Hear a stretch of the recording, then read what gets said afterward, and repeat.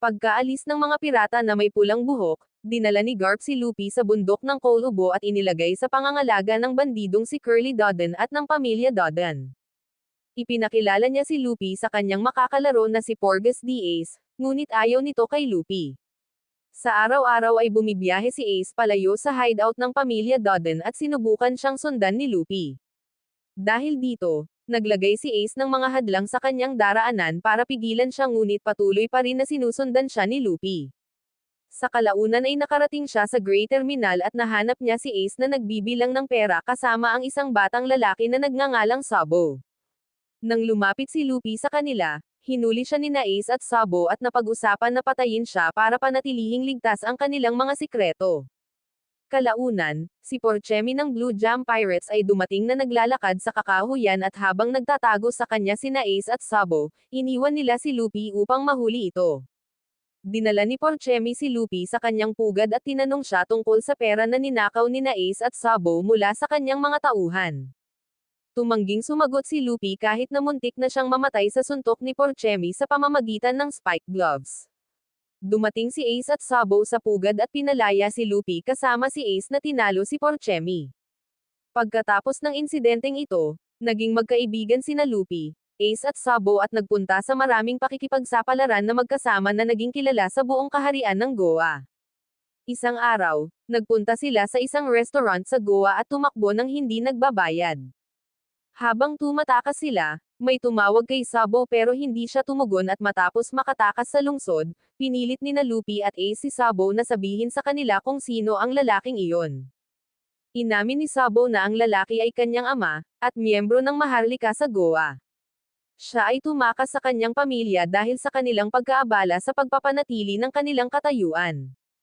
Pagkatapos ay ibinahagi ni Luffy, Ace at Sabo ang kanilang mga pangarap na nagpasyang maglayag bilang mga pirata at makamit ang mga ito kapag sila ay naging 17 na. Pagkatapos ay ipinagpalit nila ang mga tasa ng sake upang maging sinumpaang magkakapatid na nagpapatibay sa kanilang pagsasama. Ang tatlong magkakapatid ay nagpatuloy sa pakikipagsapalaran at paghahasa ng kanilang mga kakayahan kasama si Luffy na nagpupumilit na umatake ng maayos gamit ang kanyang Devil Fruit. Gayunpaman, ang kanilang oras ay naputol nang ang ama ni Sabo ay pinahuli sa Blue Jam Pirates sina Luffy at Ace upang pilitin si Sabo na bumalik sa kanyang pamilya. Pumayag si Sabo na bumalik sa kondisyon na hindi sasaktan ng mga pirata sina Luffy at Ace. Pagkaalis ni Sabo, inilagay ng Blue Jam Pirates sina Luffy at Ace sa paglilipat ng mga kahon sa paligid ng Great Terminal. Pagkalipas ng ilang araw, sinabihan ng mga pirata ang dalawang magkapatid na tulungan silang sunugin ang malaking terminal ng gabing iyon. Tumanggi sina Luffy at Ace habang tinatanong ng pirata ang lokasyon ng kanilang kayamanan, hindi nila sinabi sa kanila dahilan upang itali ang mga ito sa isang poste sa Great Terminal. Pagsapit ng gabi, sinunog ng mga Blue Jam Pirates ang terminal habang nagawa ni Ace na palayain ang sarili kasama si Luffy at pinalilibutan sila ng apoy. Pagkatapos ay hinarap ng mga pirata ang dalawa upang makuha ang lokasyon ng kanilang kayamanan ngunit pinatumba ni Ace ang karamihan sa kanila gamit ang Haoshoku Haki. Bago sumagip ang pamilya Dodden, tumakas si Luffy kasama ang ibang pamilya Dodden habang si Ace at Dodden ay nanatili upang labanan ang mga pirata ng Blue Jam.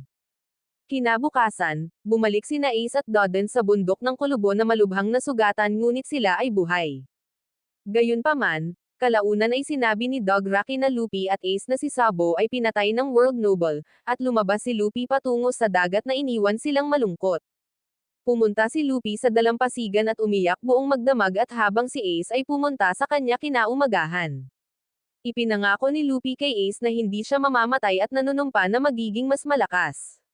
Sa sumunod na 7 taon, ipinagpatuloy ng dalawa ang pakikipagsapalaran at pagsasanay upang mas lumakas sa pag-aaral si Luffy na maghagis ng mabisang malayuan na suntok.